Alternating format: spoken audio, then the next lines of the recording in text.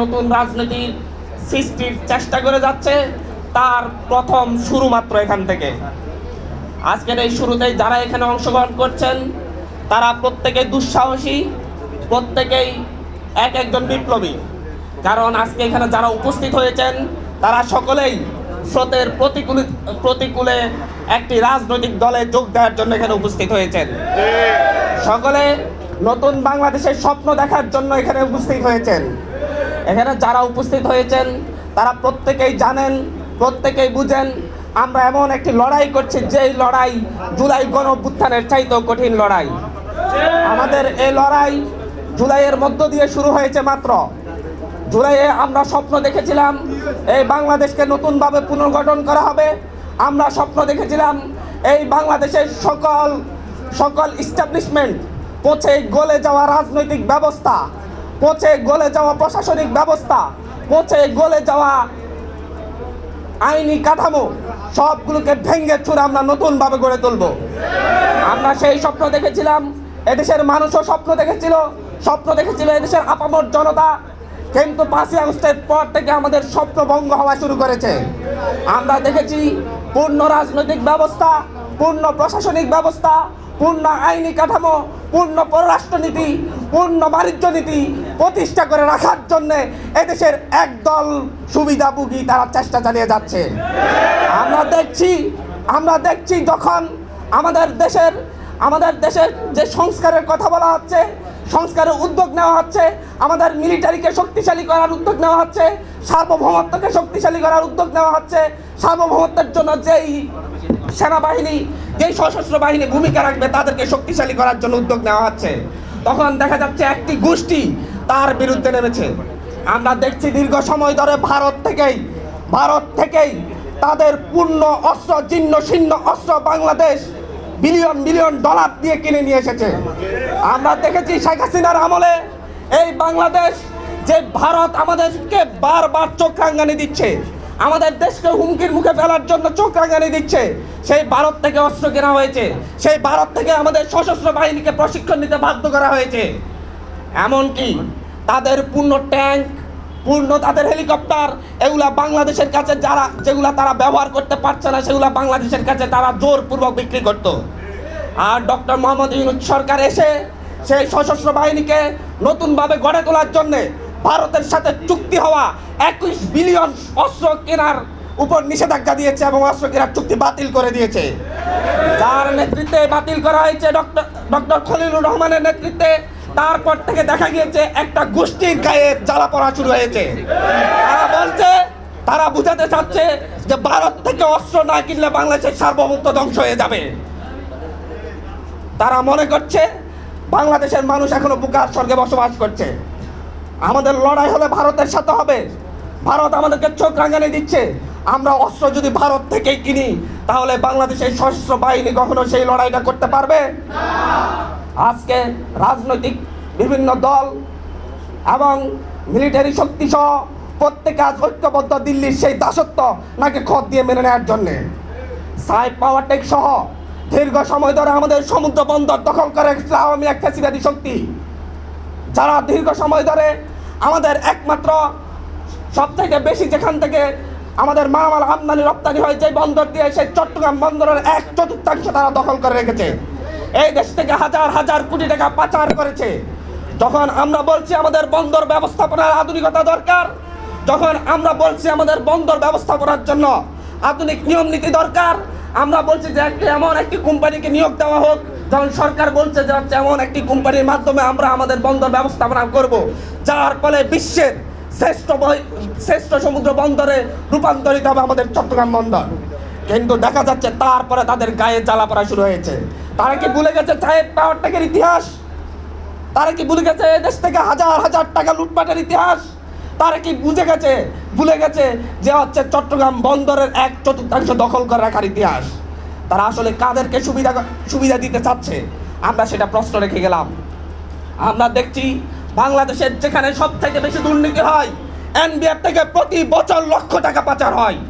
NBR এর মাধ্যমে যেই বাংলাদেশের সবচেয়ে দুর্নীতিগ্রস্ত সেক্টর এনবিআর, সে এনবিআর সংস্কারের সরকার উদ্যোগ নিয়েছে। সরকার বলছে কর আরোপ করবে একটি সংস্থা, কর আদায় করবে আরেকটি সংস্থা, কিন্তু আবার গায়ে জ্বালা পড়া শুরু হয়েছে।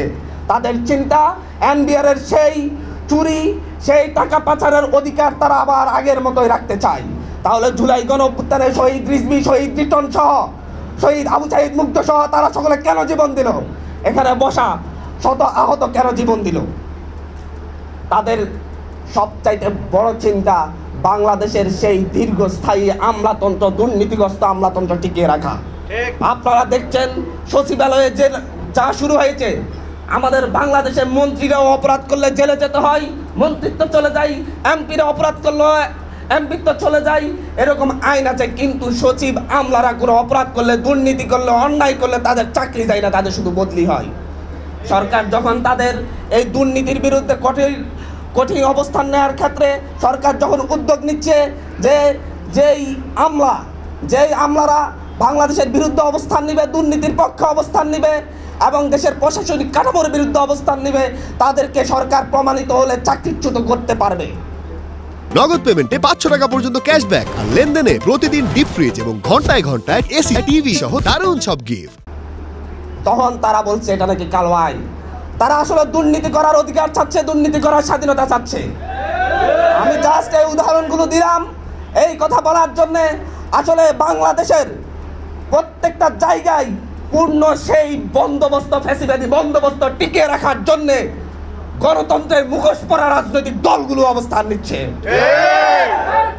আমরা ক্লিয়ারলি বলছি, আমরা আজকে এখানে সেই নতুন ভাবে লড়াই করার জন্য একত্রিত হয়েছি, আমরা নতুন স্বপ্নের জন্য একত্রিত হয়েছি। আমাদেরকে মিডিয়া এস্টাবলিশমেন্টের মাধ্যমে আপনারা আমাদেরকে বিতর্কিত করতে পারেন, রাজনৈতিক এস্টাবলিশমেন্টের মাধ্যমে আমাদেরকে বিতর্কিত করতে পারেন, কারণ আপনাদের শক্তি আছে, আপনাদের মিডিয়া আছে, আপনাদের শত শত হাজার হাজার রাজনৈতিক কর্মী আছে। কিন্তু আমাদের আছে এই দেশের সাধারণ জনগণ এবং আমাদের সদিচ্ছা। আপনারা যতই চেষ্টা করেন, মনে রাখবেন যুগ জামানা পাল্টে দেওয়ার জন্য হাজার জন, লক্ষ জনের প্রয়োজন নয়, 1-2 জন তরুণী যথেষ্ট। এই তরুণদের হাত ধরে আপনারা যতই চেষ্টা করেন, যতভাবে বাংলাদেশকে পিছিয়ে দেওয়ার চেষ্টা করেন, যতভাবে এনসিপিকে বিতর্কিত করার চেষ্টা করেন, এনসিপি ঘুরে দাঁড়াবে ইনশাআল্লাহ। যখন তারা দেখেছে এনসিপি বিভাগীয় সফরে যাবে, জেলা সফরে যাবে, মানুষের কাছে যাবে, তখন তারা একজন করে এনসিপির নেতাকর্মীকে বিতর্কিত করার চেষ্টা করা হচ্ছে। তারা হাসনাত আব্দুল্লাহকে বিতর্কিত করার চেষ্টা করেছে, সে নাকি নারী বিরোধী। তারা আসিফ মাহমুদকে, যে বাংলাদেশের অভ্যুত্থানের শক্তি হিসেবে আসিফ মাহমুদ যিনি হচ্ছেন আমাদের সরকারে আছেন, তার মন্ত্রণালয়ের দুর্নীতি খুঁজতে ব্যস্ত হয়ে পড়েছে, কিন্তু আওয়ামী লীগের 16 বছরের দুর্নীতি তারা খুঁজছে না। আমরা দেখছি দুদক হয়েছে, কিন্তু দুদককে আমরা দেখি নাই আওয়ামী লীগের 16 বছরের এমপি মন্ত্রীদের বাসা তল্লাশি করতে, তাদের ব্যাংক অ্যাকাউন্ট তল্লাশি করতে, তাদের প্রত্যেকটা অ্যাকাউন্ট স্থগিত করতে। আমরা দেখছি কিভাবে এই সরকারের যে উপদেষ্টাগণ অন্যায়ের বিরুদ্ধে, ফ্যাসিস্টের বিরুদ্ধে ভূমিকা রেখেছে, তাদেরকে বিতর্কিত করার চেষ্টা করা হচ্ছে। এই ব্যাপারে এদেশের মানুষকে সচেতন থাকতে হবে, এদেশের মানুষকে সচেতন থাকতে হবে।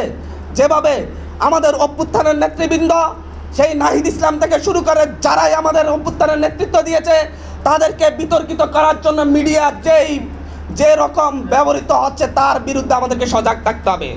আপনাদের জানার কথা নাহিদ ইসলামের পিএস কোথায় কার জন্য সুপারিশ করেছিল চাকরির জন্য, সেটা মিডিয়াতে পলাও করে প্রচার হয়, কিন্তু অমুক নেতা তমুক নেতা তারা যে সুপারিশ করেছে সেটা কোনো প্রচার হয় না। আমরা মিডিয়াতে দেখেছি আসিফ মাহমুদ তার মন্ত্রণালয়ে কারা দুর্নীতি করেছে, মানুষের কাছ থেকে অভিযোগ গ্রহণ করেছেন। এলজিডি মন্ত্রণালয়, বড় মন্ত্রণালয়, সেখানে কি পরিমাণ দুর্নীতি হয়েছে সেই ব্যাপারে মানুষজন গত 16 বছরের অভিযোগ দিয়েছেন।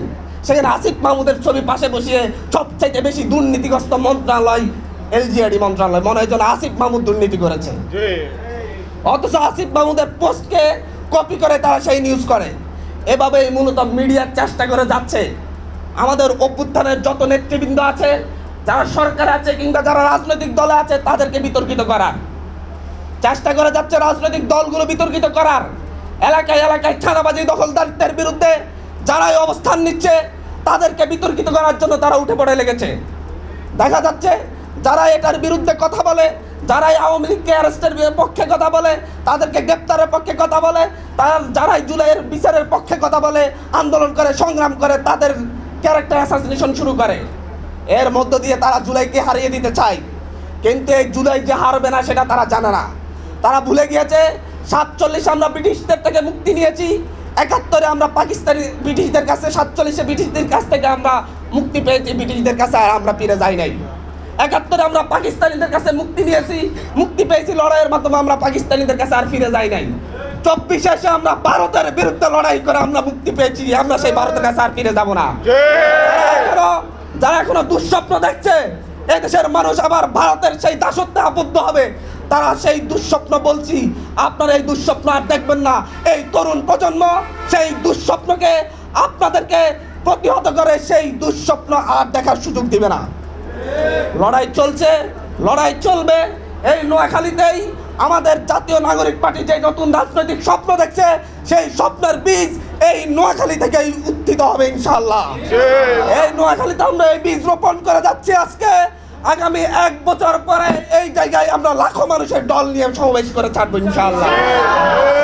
ইনকিলাব ইনকিলাব জিন্দাবাদ জিন্দাবাদ জিন্দাবাদ জিন্দাবাদ ইনকিলাব ইনকিলাব। এই নোয়াখালীর মাটি শহীদ রিজভির মাটি, এই নোয়াখালীর মাটি শহীদ রিটনের মাটি, এই নোয়াখালীর মাটি 39 জন শহীদের মাটি। এই 39 জন শহীদের কাছে আমরা প্রতিজ্ঞাবদ্ধ নোয়াখালীর মাটিকে এনসিপির ঘাঁটি হিসাবে রূপান্তর করবো ইনশাআল্লাহ। এবং এই এনসিপির মধ্য দিয়েই, এনসিপির হাত ধরেই নোয়াখালীতে যত চাঁদাবাজি, যত দখল দায়িত্ব রয়েছে সব কিছু মুক্ত হবে ইনশাআল্লাহ। আমরা আজকে ও স্বল্প সংখ্যক দিয়ে শুরু করলাম, ইনশাল্লাহ আগামীতে দেখা হবে, রাজপথে দেখা হবে, প্রতিটি ইউনিয়নে, প্রতিটি ওয়ার্ডে দেখা হবে, প্রতিটি উপজেলায় দেখা হবে একসাথে ইনশাল্লাহ।